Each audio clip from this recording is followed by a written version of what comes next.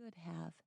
The muscles he'd earned tilling the fields were no less impressive than those of a soldier, and probably better than any prince would earn seated upon a throne. Truth was, he was prettier than I, and the better part of a decade younger. His age had worried me when Father brought him home last fall. I should have remembered how shrewd my father was. Only an idiot could have found fault with Darren, and I hope I've never been that, or at least not very often. "Aren, my lass?" Darren asked after a moment. I realized he'd stopped in front of me some time ago, and I'd been staring at him without speaking. I started to say something light and funny, something to let him know it was shyness, not moodiness, that I felt. But the words stopped in my throat. A familiar chill settled into my stomach. Not now, I thought desperately. I reached out to his normalcy and warmth, gripping the cloth of his pant leg, and hoped for the feeling to pass. When I closed my eyes against dizziness, I saw a winter lily, scarlet flower drooping and edged with brown, bobbing as something dripped on it. As an explanation of the dread feeling that choked me, it was a complete failure. Most of my visions were like that. Later, after whatever event the sight had warned of took place, I could nod my head to myself and say, "Oh, that's what it meant." Not very useful. If I had to be stricken with magic, I would rather have had something like Graham's talent for healing, or my brother's knack for finding things, especially because the consequences of having magic were so deadly.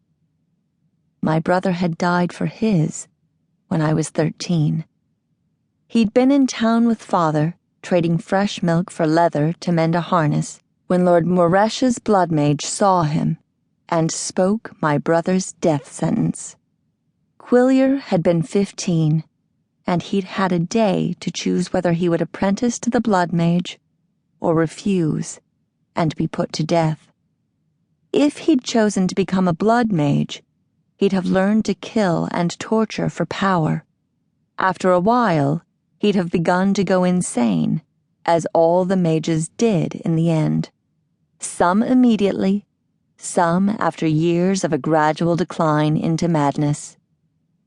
He'd picked death, but not one delivered by the bloodmage. The bloodmages would have used his death, his dead body, to power their magics. So my brother walked into the middle of a snowstorm and found a place where his body would be safely hidden for 3 days, enough time to ensure the bloodmage had no power from him. I couldn't tell Darren I had the sight, though I'd had all winter to do it.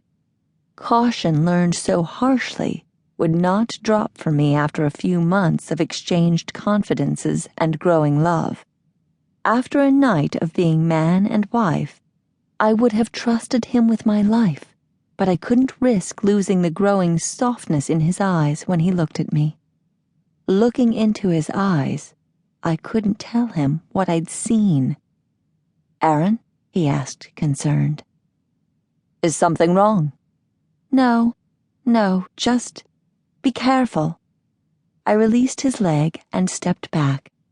I hugged myself as if it would help keep my mouth from telling him everything. I wrestled with my conscience, finally deciding that if whatever happened was catastrophic, I would tell him about the sight, punishment for being too selfish to tell him now. He grinned at me, not seeing the seriousness of my warning. "I'll keep my feet out from under the plowshares and be back at dusk after a dangerous day of plowing fields with your father and Column." The warmth in his eyes kept his speech from being patronizing. He took my words as an expression of concern, perhaps the implied apology for my moodiness this morning that I'd meant to give him when I'd called him over. Well, my foreseeing was not exact, predicting small harms as well as great. Perhaps someone would twist an ankle today, or cut themselves on a sharp rock. Maybe it would rain.